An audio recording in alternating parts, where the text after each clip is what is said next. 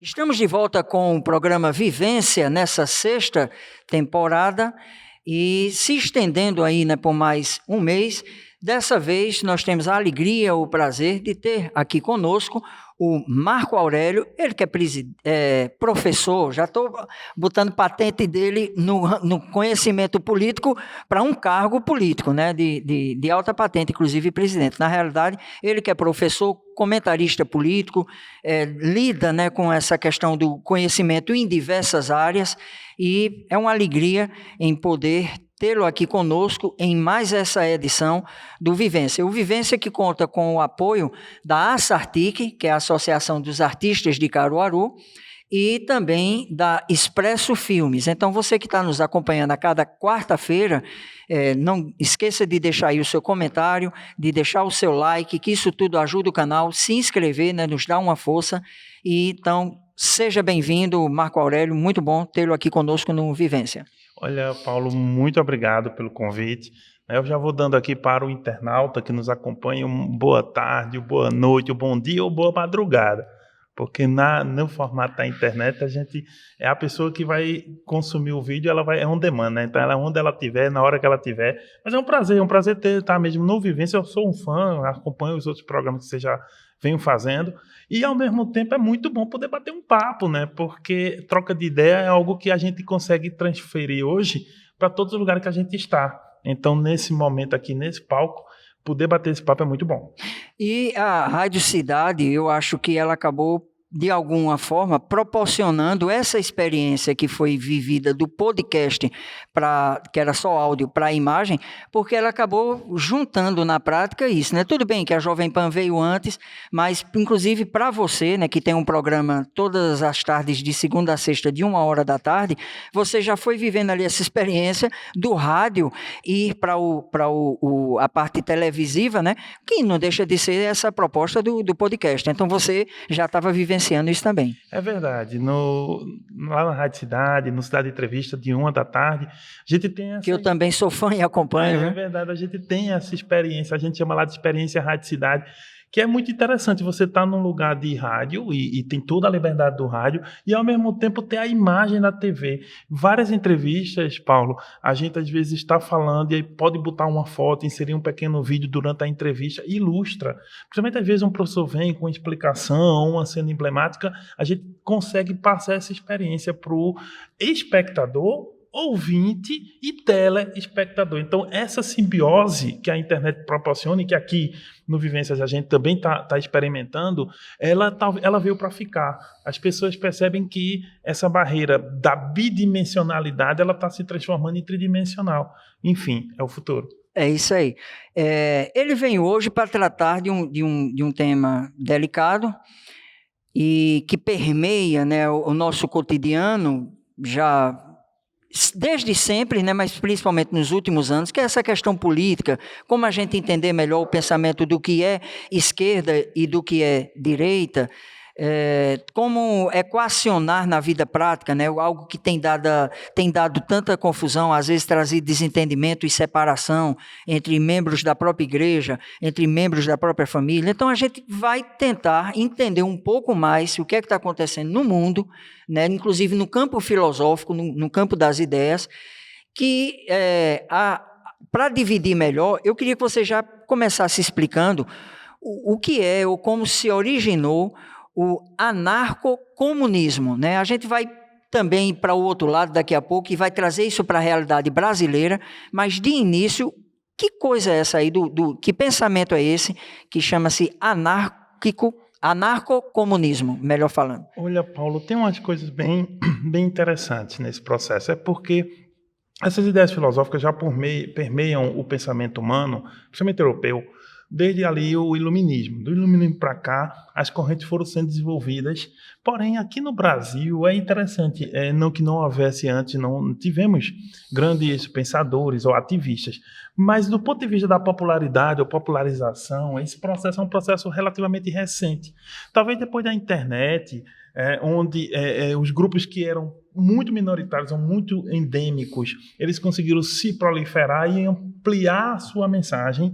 A gente começou a ouvir algumas coisas, ouviu mais sobre o anarcocapitalismo, ouviu mais sobre o libertarianismo, as correntes de direita vieram com um pensamento mais diversificado, mesmo as correntes de esquerda tiveram que se reinventar no processo da comunicação, e isso gerou uma miríade, né? Um conjunto grande. Que aparentemente é novo, mas não sendo, né? Como você mesmo exatamente. explicou. Não é, e é interessante isso, quando as pessoas descobrem que suas ideias estão baseadas em autores já consagrados de outras décadas. Exatamente. Então, um dos pontos importantes é que você, quando pensa tem que pensar nessa linha do iluminismo, né, fazendo aqui desde o iluminismo, quando você vem fazer esse debate a respeito do que é o bem comum, bem público, e se eu puxar, vou voltar para Aristóteles, né, o que é o bem público, como é a boa vida, como é bem viver, você vai passar Aristóteles, os gregos, passar por Santo Agostinho, vai descer a Idade Média, mas quando você chega no iluminismo, você tem uma explosão.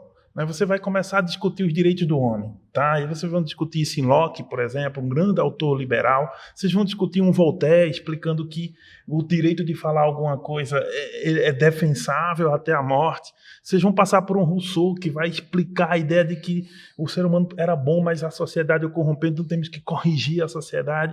Pensar no Hobbes, que é pragmático, que diz, olha, nós podemos nos eliminar, então há uma guerra de todos contra todos. E sim, você vai construindo esses elementos. Mas quando você pensa no século XIX, principalmente, XVIII, XIX, ali, depois da Revolução Francesa, para cá, a coisa começa a ter uma noção mais... fica claro um aspecto.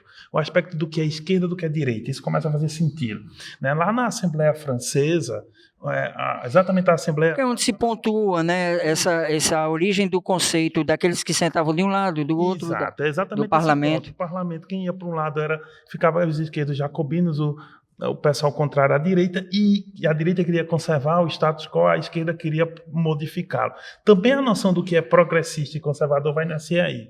Então você vai pensar sempre em progressista como alguém de esquerda, vai pensar sempre em conservador como alguém de direita, mas esses conceitos de esquerda, direita, conservadorismo e progressismo, eles não são, Paulo, estanques. Por exemplo, não dá para explicar apenas com esquerda-direita a situação do Talibã nesse momento que o mundo vive, né? O Talibã que recentemente aí, né, os Estados Unidos se retiraram e o Talibã volta ao poder do Afeganistão. E aí eu vi muita gente discutindo isso, aí o feminismo e a esquerda e a direita...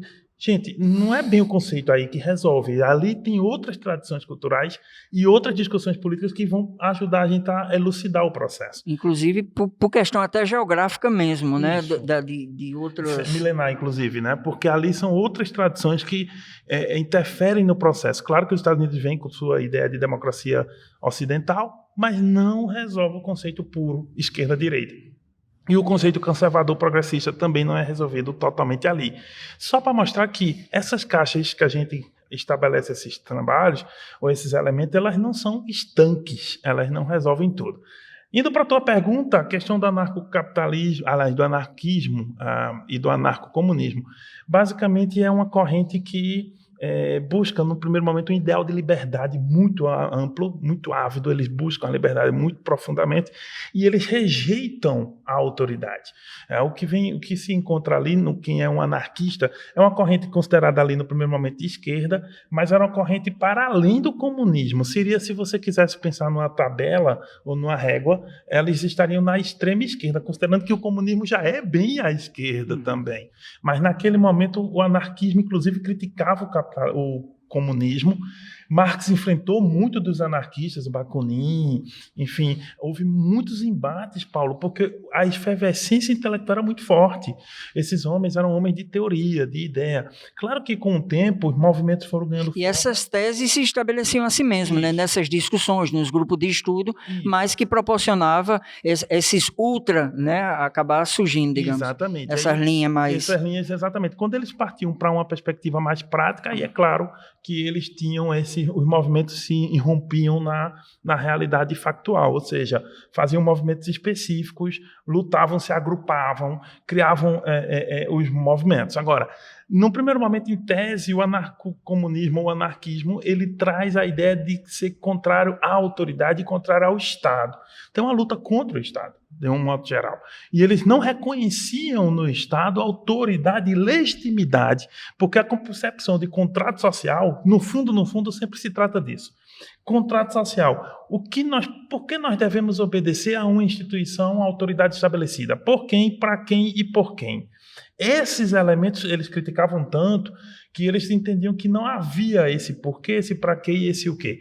Nesse caso, eles entendiam que a melhor forma da sociedade era sair desse estado de coisas para um estado de liberdade pura, onde as pessoas iam se juntar realmente em comunidade, iam poder viver em associativismo. Livre, né? Livre. Mesmo que num certo sentido do coletivo, como você disse aí, a questão do associativismo, mas buscando essa liberdade. Isso, e principalmente, Paulo, porque esse associativismo, essa liberdade, porque eles eram contra a instituição Estado, mas também contra a propriedade privada, como ela é explorável, né? A crítica era sempre contra a exploração do homem pelo homem. E veja que eles encontram-se com o comunismo em vários pontos, mas eles eram críticos ao comunismo e muito, porque o comunismo entendia que era preciso passar por estágios. O estágio do socialismo, lembrar que socialismo não é comunismo, e o socialismo é um estágio nos escritos de Marx. É um estágio para o capitalismo. Para o comunismo. E o comunismo seria até o último estágio, né? A última instância, que é o termo correto. E o que é mais legal é que para Marx você tem que construir uma ditadura do proletariado, inclusive. O que para os anarquistas isso era abominável. Então, eles não achavam que esses estágios eram necessários dessa maneira, e eles realmente queriam pular essas etapas de algum modo e estabelecer essa sociedade livre da autoridade, porque não havia legitimidade de um homem contra o outro. E a coisa mais interessante é que, se você vê, o anarquismo, inclusive, tem símbolos, né? Era a letra A enviesada, e ele foi muito forte no movimento sindicalista, gente, começo do século XX, ali 1910, 1920, inclusive no Brasil, né? Grandes figuras, inclusive do movimento feminista também. O sindicalismo brasileiro, o sindicalismo italiano, o sindicalismo francês era muito anarquista, não era comunista. Era muito além, e a crítica aos comunistas era muito... Porque eles achavam que os comunistas, às vezes, inclusive, achavam que poderia haver, algum caso, em algumas circunstâncias, os social-democratas achavam que poderia haver até alguma, digamos assim, aliança com a burguesia para certos espaços, para certos estágios, porque eles pensam... E dali ele avançar, né, digamos. Já os anarquistas, eles eram contrários a isso, eles eram muito mais críticos. E em que sentido, ou como é que pode se diferenciar, então, o anarcocomunista do anarcocapitalista? Interessante, essa é outra coisa importante. Porque tem coisas aí que, de repente, a gente já viu convergindo, né? Para ambos não querem nada com o Estado, né? Isso, e é muito interessante. Porque essa é uma teoria, porque você tem os liberais e os libertarianos, digamos assim, que no Brasil ficou o nome libertarianismo, né? Isso nasce na Inglaterra, né, essa vertente, e os liberais, digamos assim, de um modo geral, do ponto de vista do outro campo, que aceita o capitalismo e que entende o capitalismo como um estágio de desenvolvimento fundamental, há um grupo que também entende que o capitalismo é meio que sequestrado. Digamos assim, é como se o capitalismo fosse um pouco sequestrado, não pudesse atingir o seu grau de prosperidade,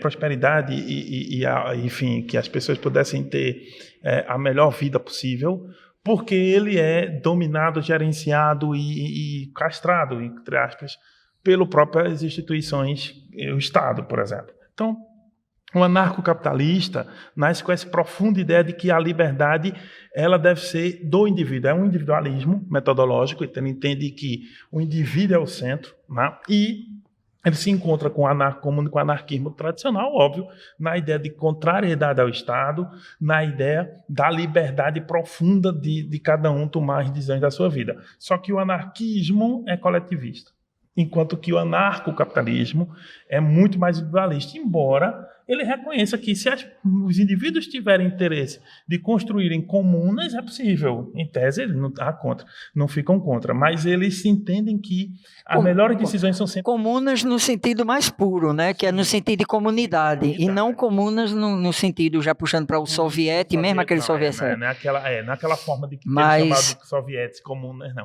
Mas é interessante isso porque justamente como é mais propenso ao pensamento capitalista, o individualismo, né? Então, eles vão se diferenciando justamente nesses viés. Exato, porque o anarquismo, Paulo, ele não compreende, o anarquismo de esquerda, digamos assim, o anarquismo tradicional, ele não entende a propriedade privada como legítima. Já o anarcocapitalista, ele entende a propriedade privada como um direito natural. É um jus naturalismo, é um direito natural. Porque, veja, se você pensar a origem mesmo disso, tem alguns grandes autores, mas um autor que interessa lá na base, que nem é anarcocapitalista, mas é importante, é o Locke. O John Locke, liberal inglês, ele diz claramente o seguinte, para Locke, o que é o contrato social de Locke? Basicamente, a sociedade já existia antes do Estado, as pessoas fazem, por exemplo, para eu ter uma mesa, eu tinha que ir lá, quebrar a árvore, cortar a árvore, pegar um pedaço de madeira, cortar de novo, lixar, né, moldar, botar os pregos, ajustar e depois aí sim eu posso sentar. Como para eu ver a árvore, entre a árvore e o tamborete, eu tenho uma coisa chamada trabalho. Esse trabalho, que é uma atividade só humana, não, por exemplo, os animais não podem fazer isso, a gente pode usá-los nesse sentido, mas não em si, eles não fazem isso, nós fazemos, nós transformamos a natureza para coisas que precisamos, tudo que nós vemos aqui, a câmera que está na minha frente, né, a própria rede que nós estamos usando, as roupas que vestimos, menos o ar que respiramos, mas se for um ar-condicionado até ele, tudo é trabalho humano. E o que Locke diz? Então, depois a sociedade ficou complexa, não era aquela agonia, o estado de natureza de Hobbes, nem era também o bom selvagem de Rousseau, mas as pessoas não eram mais em si, poderiam ter atitudes mais. Só que quando a sociedade fica complexa, não tem mais como gerenciar a vida dessa maneira. Então precisa de uma instituição que se instale. Por isso que Locke é um liberal. É o Estado, ele chama de Estado civil. O problema é, se esse Estado civil quiser partir para cima da tua propriedade, quiser partir para cima da tua atividade que transformou a natureza, isso é ilegal. Por quê? Porque esse direito, o direito de fazer tudo que você já tinha antes da concepção... O direito dado à existência do Estado termina ali, né? Ele teria essa... Porque é o seguinte, se eu já fazia esse copo antes do Estado existir, esse copo é meu. Quando eu aceito um contrato social com outros homens e que instituo uma instância superior a todos eles e a mim, e essa instância vai emitir esse copo, ela me tirou o meu trabalho. Isso é sagrado. Então, essa concepção para o anarcocapitalista, em última instância, é o seguinte: como é que o Estado vem e pode gerenciar aquilo que o indivíduo faz ou pode fazer? Nesse sentido, por isso que eles têm uma frase fundamental: imposto é roubo. Eles têm essa concepção. Mas por quê? Porque o direito ao trabalho é um direito jus natural. E quando eu digo direito ao trabalho, é transformar a natureza. Nesse sentido, os anarcapitalistas entendem que a liberdade última é a liberdade do indivíduo. Você deu para perceber que esses pensamentos também, eles estão muito aqui pertinho da nossa realidade brasileira, né, daquilo que a gente está vivendo hoje. E é isso que a gente vai conversar daqui a pouquinho, é um rápido intervalo e a gente se encontra para entender melhor tudo isso dentro da realidade brasileira, dentro desse governo, dessa gestão que nós estamos hoje vivendo.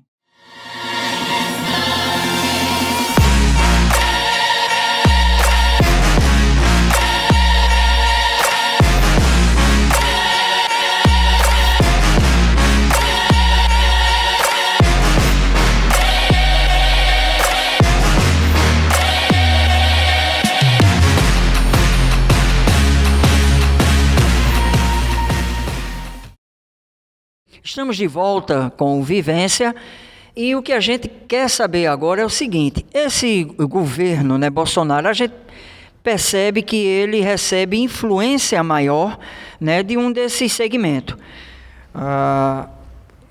Antes, inclusive, estando o outro no poder, né? Ou então, pelo menos, que a gente costuma dizer, eu particularmente costumo dizer que quando o Lula assumiu o poder ou o partido, na realidade não foi o poder, foi a presidência, né? Porque o poder, na realidade, ele é constituído por várias forças, tanto quanto o Bolsonaro acabou percebendo isso agora.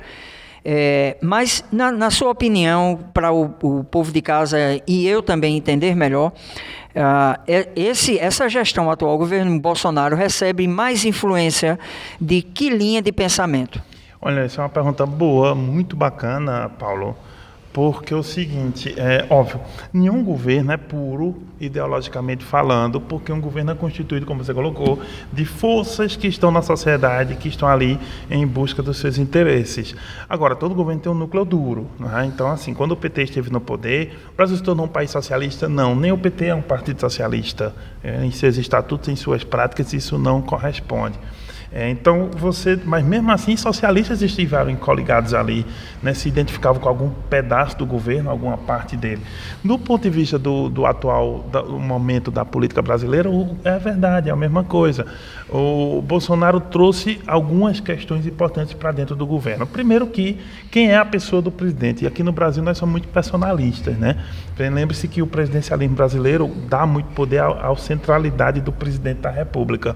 Nesse sentido, quem é Bolsonaro? Bolsonaro é um sujeito que foi sempre um estatista. Veja que aqui já é uma outra definição. Eu tenho mais os estatistas, aquelas pessoas que acham que o Estado deve ser um pouco maior, né? E as pessoas um pouco mais minimalistas acham que o Estado pode ser um pouco menor. Nesse caso, o Bolsonaro sempre achou que o Estado deveria ser um Estado forte. Não necessariamente para todo o povo, mas ele entendia, por exemplo, alguns setores estratégicos. Os militares na ditadura militar também pensavam parecido. Energia e alguns setores. Energia, minérios eram mais estratégicos. E esse Bolsonaro entendia que era preciso ter um apoio do Estado em certos setores. No entanto, ele fez uma conversão muito, e aqui eu vou fazer um mau paralelo, de certo modo, mas vejam só. Lembra que o Lula fez uma carta aos brasileiros em 2002, para dizer ao mercado, que aquela carta não era nem aos brasileiros, mas era para dizer ao mercado que ele era aceitável, do ponto de vista eu lembro até, inclusive na minha história eu tenho 10 anos de PT, né? Fiz parte de direção municipal e estadual, inclusive, mas eu lembro até de um pouquinho antes disso, quando ele foi escolher o vice, que foi o José de Alencar, né? E o PL, até o pessoal brincava, mudando assim de cabeça para baixo o L, para juntar, e ficava como se fosse uma banda do PT. Então, era um caminho também exercitado antes. Isso. O Lula fez uma espécie de conversão, pelo menos para demonstrar, esses são atos políticos, gente, para demonstrar, sem entrar no mérito, mas para demonstrar a confiabilidade em relação ao sistema. O Bolsonaro fez algo parecido. Ao mercado. Bolsonaro fez algo parecido ao mercado também. E eu não estou dizendo que Bolsonaro é igual a Lula, nem o contrário. E nesse caso não estamos discutindo simetrias nem polarizações. Mas basicamente o Bolsonaro mostrou com o Paulo Guedes, principalmente o posto Ipiranga, como ele denominou, que ele tinha uma trajetória estatista de Estado forte, mas ele adotaria um governo que aos ouvidos do mercado seria palatável, que era um governo liberal. O Paulo Guedes é um sujeito liberal, estudou em Chicago, trabalhou ainda jovem nos governos do Pinochet, no Chile, enfim, e depois fez carreira na iniciativa privada, ficou rico, milionário, né, fazendo investimentos, né, banco de investimentos. E aí o Paulo Guedes tem umas ideias muito específicas para a economia, que é em cima do liberalismo. Tanto que no comecinho do governo, Paulo Guedes dizia que ia acumular R$1 trilhão vendendo as estatais, né, mais de 100 estatais, ele queria vender todas, se possível. Então, essa foi uma momento de conversão, digamos assim, porque o Bolsonaro, de 28 anos na Câmara, não foi um liberal de carteirinha, assim como se pensa, como o Roberto Campos, que é um grande liberal brasileiro, por exemplo, e que cujo neto está no Banco Central. Então, o Bolsonaro não era um liberal, mas ele trouxe a ideia liberal para dentro do governo. E essa ideia de liberalismo de mercado é uma questão interessante. O liberalismo, assim como o mercado, digamos assim, essa entidade no Brasil, entende. Então, o Bolsonaro trouxe esse momento. Mas há outros grupos lá dentro. Há grupos muito diversos. E ficam tensionando, né, para um ou para... Olha, o grupo dos ideológicos tem jeito. Você vai encontrar dentro do governo Bolsonaro, e se a gente estivesse fazendo do Lula, a gente estaria falando aqui dos grupos lá. Mas do Bolsonaro, é o governo atual. Você tem monarquistas lá dentro. Pessoas que entendem que a República faliu, ou foi sempre um golpe, enfim. Tem monarquistas lá dentro. Você vai encontrar gente, né, que vai ter pensamentos reacionários até, não é nem conservadores. Você vai encontrar reacionários, você vai encontrar conservadores, você vai encontrar conservadores não religiosos, você vai encontrar um alinhamento com o judaísmo, digamos assim, porque o Bolsonaro, inclusive... Que são muitas vertentes que existem dentro dos evangélicos também, né? Tem muita gente que costuma taxar os evangélicos que estão prejudicando o governo, ou os evangélicos que estão... Na própria igreja evangélica existe todos esses campos, uma linha mais tradicional, uma linha mais progressista, uma linha mais ortodoxa, linha pentecostal e até neopentecostal. Olha, é interessante como você vai encontrar entre os religiosos pessoas pró-Israel, né? O evangelismo, né, também pró-Israel. Você vai encontrar evangélicos, mas evangélicos de várias naturezas. E nesses podcasts, eu não sei nem se já saiu ou se vai sair, né, porque eles são gravados e soltados periodicamente, a gente tem um sobre antissemitismo, explicando toda essa... Para trazer um pouquinho mais de luz, mas tem, né? Exatamente. O governo Bolsonaro trouxe vários desses elementos. Então, você vai encontrar evangélicos... Tem evangélicos progressistas, mas os evangélicos mais conservadores, os neopentecostais, em massa aderiram, não todos, mas vários deles, vários grandes grupos evangélicos, com grandes pastores no sentido midiático, o Malafaia, o R.R. Soares, né, a própria Igreja Universal do Reino de Deus, mas esses são só as pontas do iceberg, tem outros grupos lá também. Você tem grupos religiosos capitaneados pelos evangélicos, mas não somente eles. Você vai encontrar também grupos, os militares, e isso é muito importante. O Bolsonaro nasce no movimento militar, ele trabalha com isso desde que ele foi expulso do Exército. Então, o Bolsonaro traz esses grupos militares. E é uma voz que, há 28 anos lá na Câmara, ficou pregando para esses grupos. Isso foi importante para concluir isso aí, para trazer isso aí. Então, ele trouxe os evangélicos, trouxe militares, trouxe o pessoal contra a corrupção e aí o lava-jatismo, que foi uma perspectiva específica de um momento histórico, agora há pouco.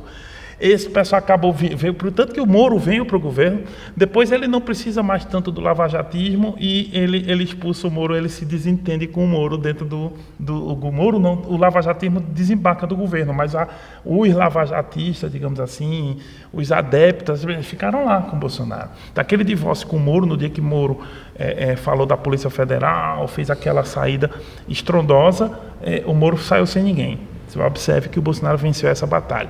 Então, de um ponto de vista geral, você vai ter gente contra a corrupção, você vai ter militares, você vai ter evangélicos, você vai ter liberais de mercado, com a figura do Paulo Guedes, né? O governo vai se organizando em cima desses pontos. Também tem reacionários chamados de ideológicos. E tanto que essa ala do governo, ela ficou por muito tempo no Ministério da Educação, acho que até ainda está, Ministério dos Direitos Humanos, com a Damares, e no Ministério das Relações Exteriores, com o Weintraub, o Ernesto Araújo. O Weintraub foi na Educação. O Ernesto Araújo, por muito tempo, toda uma ideologia em cima disso. Esses grupos mais ideológicos, né, eles foram fundamentais porque eles mantêm aquela discussão que acesa, né? Faz com que... a militância ativa. O Olavo de Carvalho é importante nesse momento aí, porque é um grande ideólogo que vai ter esses tentáculos. Por exemplo, o Ernesto Araújo é olavista, né? O Weintraub é olavista, então eles têm essa linha, sabe, Paulo? E há um exército aí, que eu acho que é o que você ia colocar agora, uma turma pesada que aí sim puxa mais ainda para o que poderia se convencionar, né? Chamar de narcocapitalista, quer dizer, que é uma linha mais radical, mais violenta, de usar arma, de, se for a coisa, tomar a força. Exatamente, eu vou ter a seguinte questão aqui, ainda tem, dentro de reacionários, você vai ter inclusive eu até escutei algo que dizia assim, que eles são contra a violência, porém, se determinada pessoa não segue a linha, né, ou seja, se ele não se submete ao que esse estilo de vida, essa filosofia propõe, aí vai ter que passar por um julgamento deles e uma punição. Ou seja, Ah, sim, de qualquer forma. Há um né? cerco. Inclusive, tanto num como no outro, né? As duas linhas extremadas, num certo sentido, acaba defendendo a mesma coisa. Isso, há um cerco. Há aqui um detalhe. O grupo reacionários também se aliaram ao governo Bolsonaro. O que é o reacionário? Não é o conservador. Nem tudo. O conservador não é um reacionário. O conservador, ele mantém a tradição, mantém as instituições. O progressista quer avançar no sentido que ele considera que pode ir, enfim, mas dá para dialogar em vários pontos. O reacionário não, e o revolucionário também não. Se você pensar, o revolucionário ele quer fazer uma revolução, ele quer acabar com o status quo. O reacionário, ele está buscando um paraíso que ele alega que já existiu. É engraçado isso, ele fica voltando no tempo, dizendo que antes foi melhor do que eu, e não existiu esse tempo antes. O detalhe é que reacionários querem intervenção militar, são aqueles que lidam com a ideia de que a democracia está falida, mas muito baseada em sensos comuns e, obviamente, a gente chama de fake news também, mas em uma série de informações que são deformadas ou que são adulteradas, né, modificadas para que a percepção social seja para um lado ou para o outro. Então, nesse caso, esses reacionários também fazem parte do governo, ou também uma turba, uma massa que o governo consegue ir trabalhando com ela. Mas nem todo mundo que está no governo necessariamente compactua com isso, não necessariamente não. Então você vai ver, liberais que estão no governo não necessariamente vão querer uma intervenção militar. Ao contrário, inclusive você vai ver nesse momento da história muitos empresários e entidades empresariais, Paulo, desembarcando, digamos assim, do governo, porque começaram a perceber que a turbulência institucional permanente é um processo negativo para a estabilidade dos negócios.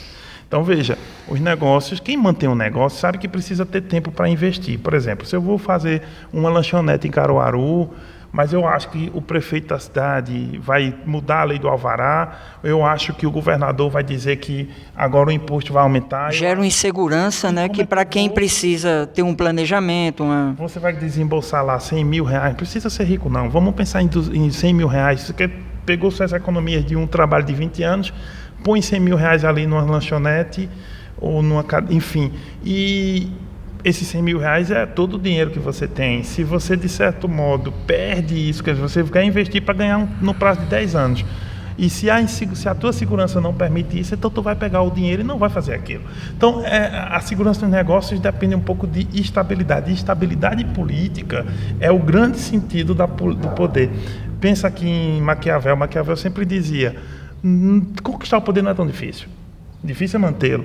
Outro que trabalhava com a estabilidade do poder era Montesquieu, para voltar aos clássicos. Montesquieu dizia no Espírito das Leis que o poder corrompe, e o poder absoluto corrompe absolutamente. Então, Montesquieu é um monarquista, viu? E o Montesquieu ele tinha a ideia de que é preciso ter estabilidade, né? É preciso dar estabilidade. O próprio Hobbes, quando advoga a ideia de que a liberdade total não é bem a liberdade, mas assim, o estado de natureza vai fazer com que os homens se matem, ele quer alguém que garanta, né? Então o Leviatã, o soberano, vai garantir a estabilidade. No final das contas, todo analista e cientista político percebe que a discussão do poder é sempre pela estabilidade, é quem consegue manter o poder estável, né? Agora, tem forma de fazer isso. A democracia é o melhor meio. Mesmo sendo muito falho. O ruim é que as ditaduras até garantem um tempo de estabilidade, mas sobre o quê? Sobre muita repressão. E é esse o grande problema, os extremismos. O preço termina ficando muito caro. Isso. Por isso que quando se estabelece política pública, geralmente se coloca 10 anos, a gente sempre pontua isso, porque evita de pegar uma gestão só, né? E outra gestão, quando entra, não tem que desmanchar, porque aquela política pública foi planejada a longo prazo. Isso. Agora, já que você chegou nesse ponto, então, porque se a gente também se fecha na bolha do Brasil e vivendo só o que está aqui, a gente muitas vezes perde a perspectiva ou o horizonte de que a coisa pode melhorar. E eu prefiro acreditar que vai melhorar, que pode melhorar. Pode até demorar, pode até não ser essa geração, ser a próxima.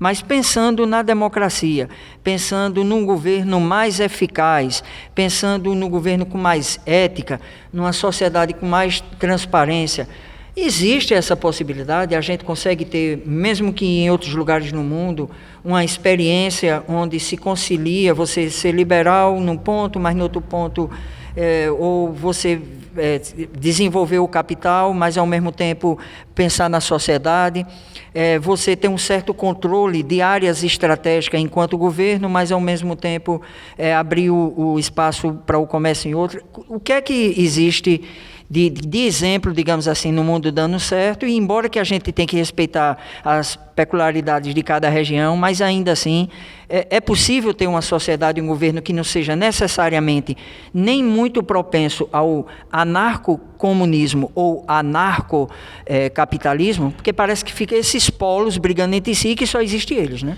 É interessante, no meio entre umas coisas e outras, você vai ter a democracia. E é uma coisa interessante, Paulo, porque os extremos, se você pensar nisso como uma... Muito bom isso. Tridimensionalmente, se você pensar tridimensionalmente, os extremos eles estão mais próximos de se tocarem do que de serem tão distantes. Pensa aqui em Hannah Arendt, num livro que ela escreve lá, chamado Origens do Totalitarismo. Você vai encontrar ali o comunismo soviético e o nazismo alemão. Para ela, são faces, não são iguais, mas se encontram, obviamente, na questão do totalitarismo, né? Ele lembra o exemplo do pêndulo também, né? O pêndulo, quando vai demais para um extremo ou para o outro, ele se aproxima tende a se encontrar. Então, talvez uma melhor divisão é que quem estuda ciência política sabe, existem uns formatos que a régua aqui, que parece distanciar um ponto do outro, talvez não seja só uma das formas adequadas de fazer isso. Existem outros gráficos que é em forma de quadrado, e aí você vai vendo se você é um pouco mais conservador, porque você vai ter duas linhas, né? Em relação à perspectiva de costumes, em relação à perspectiva econômica. Então você tem uma linha vertical, uma linha horizontal, e aí a gente separa o quadrado no meio, faz uma cruz, e aí os 4 quadrinhos você vai vendo o parâmetro onde você está mais lá ou mais para cá. Os países mais... E aí a questão acho que não é nem ser direita ou esquerda, gente.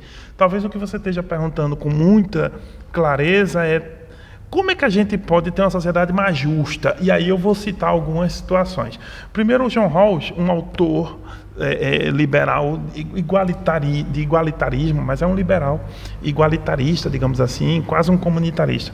O Rawls, ele trabalha a ideia de equidade. A sociedade é mais justa se ela for capaz, né, de prover para a maioria das pessoas o bem-estar de cada uma delas, mas também reconhecendo o mérito de cada um. Então, é muito importante essa perspectiva.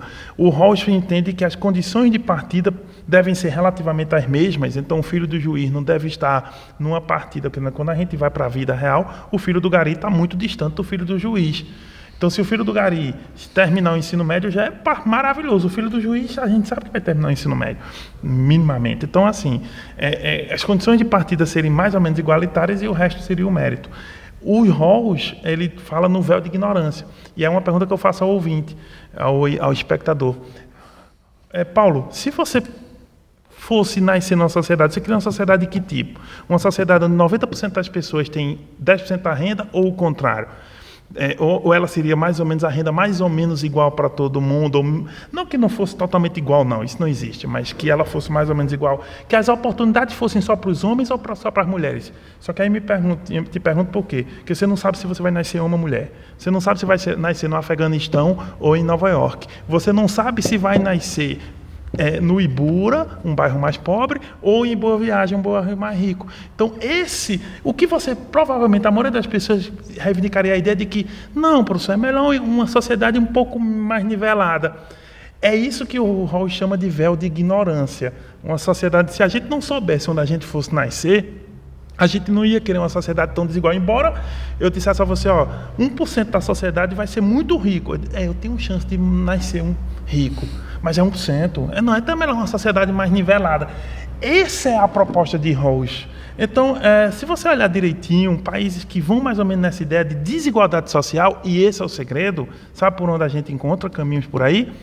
Os nórdicos. Pensa em Suécia, Finlândia, Noruega, Dinamarca. São sociedades que a questão aqui não é ser esquerda ou direita, é desigualdade social avançada demais, extremamente desiguais. Isso é um problema. Desigualdade é até relativamente natural e os libertarianos, o pessoal liberal vai dizer, não, desigualdade é natural, certo? Mas desigualdade extrema é prejudicial. Então, o que esses países começaram a pensar? Eliminar a desigualdade extrema. Agora, alguma desigualdade tem, né? Porque as pessoas não são exatamente iguais.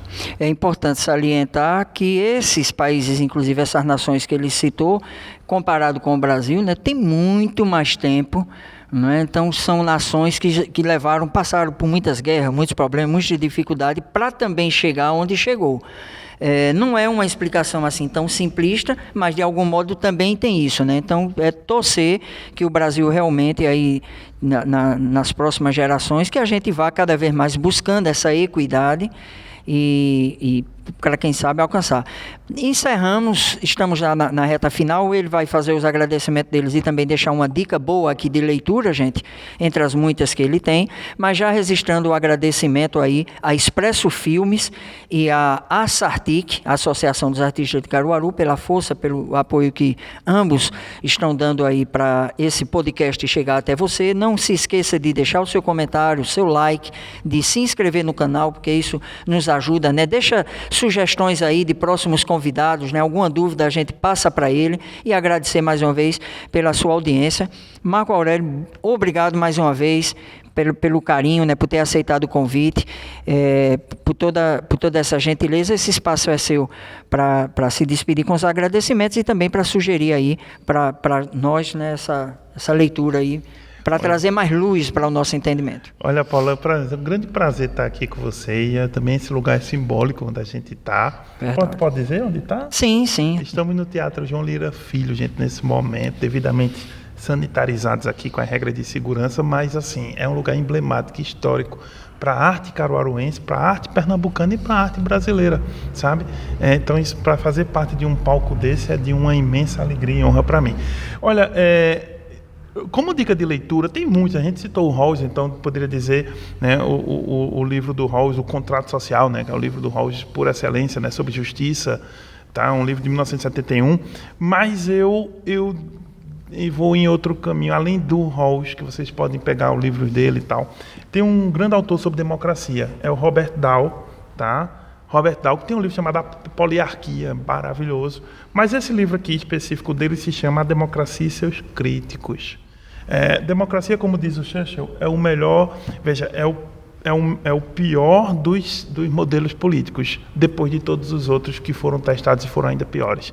Então, nesse sentido, a gente só tem um caminho: melhorar a democracia, garantir as oportunidades para as pessoas e manter as suas diversidades. É igualdade e diferença ao mesmo tempo. E aí só na democracia a gente atinge isso. Por isso que eu cito aqui o Rawls, acho que vocês poderiam ler, né, o livro do Rawls, e poderiam ler também, que é Justiça, né, o nome dele, e vocês poderiam ler também A Democracia e Seus Críticos, além de tantos autores quanto quiserem, tá bom? Mas vamos por aqui. Muito obrigado. Isso tudo está dentro do campo daquilo que a gente também gosta de mencionar, que é a defesa do Estado de Direito, né? Então, vamos caminhando nessa direção. Até a próxima quarta, 9 horas. Todas as coisas cooperam para o bem daqueles que amam a Deus, daqueles que são chamados segundo o seu propósito. Marco, valeu. Muito obrigado.